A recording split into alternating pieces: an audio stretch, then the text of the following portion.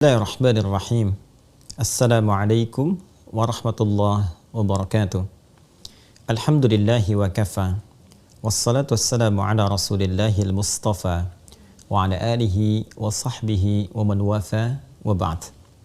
Saudara-saudariku dimanapun Anda berada, Allah subhanahu wa ta'ala berfirman di dalam Al-Quran surah ke-9 At-Taubah di ayat 36. A'udzu billahi minasyaitonir rajim. Inna 'iddatasy syuhuri 'indallahi 12 syahran fi kitabillah yauma khalaqas samawati wal ard minha arba'atun hurum.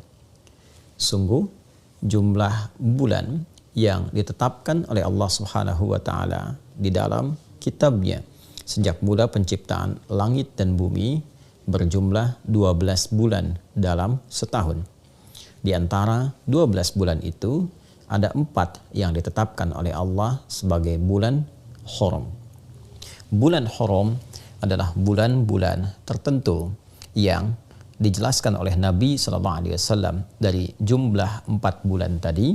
Dalam riwayat sahabat Ibnu Abbas radhiyallahu taala anhuma menyampaikan Nabi SAW menegaskan talata mutawaliyat, 3 dari 4 itu berada berurutan, yaitu Dzulqa'dah bulan ke-11, Dzulhijjah bulan ke-12, dan Al-Muharram bulan yang pertama.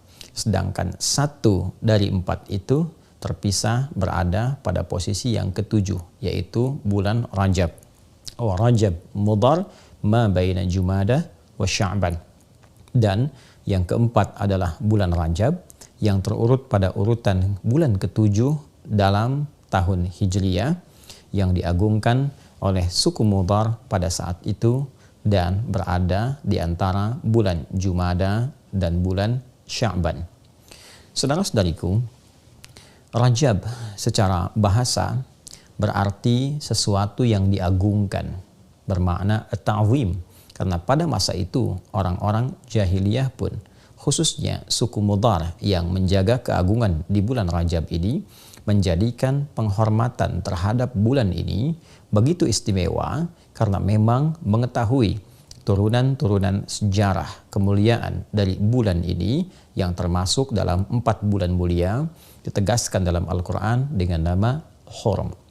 Bulan Hurum, bulan yang sangat dihormati, bulan yang terjaga dari segala nilai-nilai keburukan, bulan yang terjaga dari segala tindakan-tindakan kontraproduktif, perilaku-perilaku maksiat.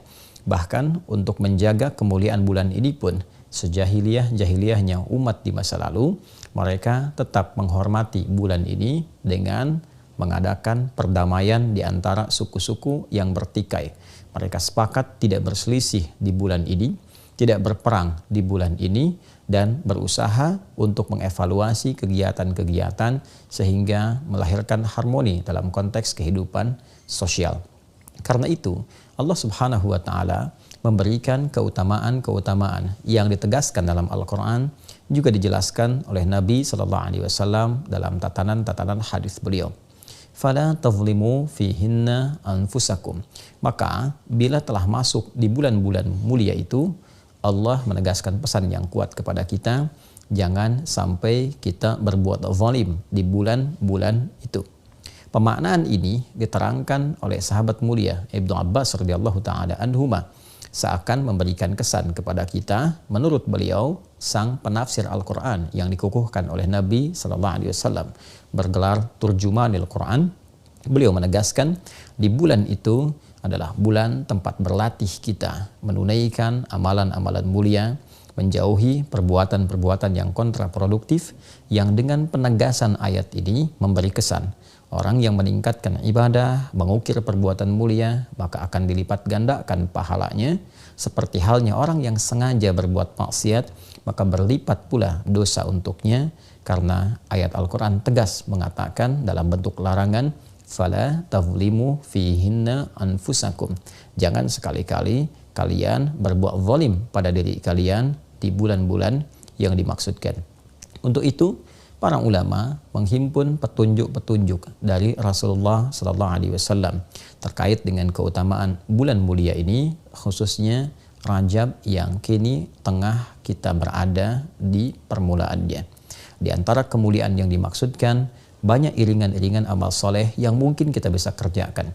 Karena ayatnya, hadisnya tidak merinci apa saja yang bisa dikerjakan, ini memberikan petunjuk yang umum untuk dilakukan. Maka para ulama memperkenankan kita untuk memperbanyak amal soleh, baik berupa ibadah ritual, tingkatkan sholatnya, dari mulai fardu, tingkatkan dengan tambah amalan sholat sunnahnya, sunnah yang melekat, yang mengiringi setiap sholat fardu dengan rawatib itu, pagi kah, siang kah, malam kah, atau juga ada duhanya, ada kemudian tahajudnya. Kita bisa berlatih untuk meningkatkan ibadah di waktu-waktu yang spesial ini, sehingga dengan itu berpeluang mendapatkan lipatan pahala. Pun demikian, kita mencoba juga meningkatkan amalan lewat harta. Misalnya, ada jalan melalui harta dengan bersedekah, dengan infak, atau dengan pengetahuan, share pengetahuan. Sekarang era media sosial, Anda membuat status, share tentang isi hadis yang bermanfaat, ayat-ayat yang memotivasi, dan itu melahirkan pahala yang berlipat di bulan ini. Pada saat yang sama, kita mencoba untuk meninggalkan perbuatan-perbuatan yang dilarang, yang kontraproduktif, yang disebut dengan maksiat itu. Mari, sejak saat ini, berusaha untuk menanggalkan perbuatan-perbuatan negatif dari pikiran kita, dari pandangan kita, dari pendengaran, dari lisan, sampai ke ujung kaki.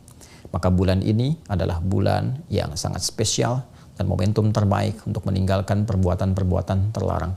Hoax, hal-hal yang buruk, perselisihan, hendaknya disudahi, ditinggalkan, berubah menjadi lebih baik.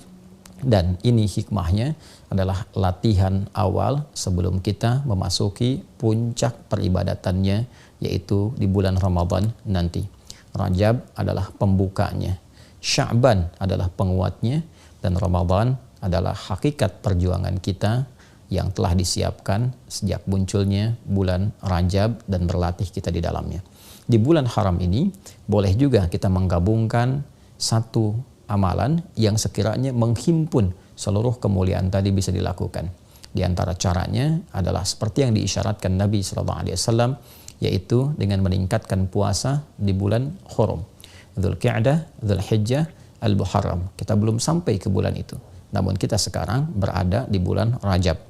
Maka boleh kita memperbanyak meningkatkan puasa di bulan ini, karena puasa memiliki hikmah meningkatkan ketakwaan, meningkatkan ibadah, sekaligus saat sedang menunaikan puasa itu juga dapat berlatih mencegah segala hal yang dilarang oleh Allah dan Rasulnya. Boleh, silahkan meningkatkan puasa di waktu-waktu bulan mulia ini. Kemudian juga malamnya tingkatkan tahajud, tingkatkan permohonan pada Allah Subhanahu wa taala.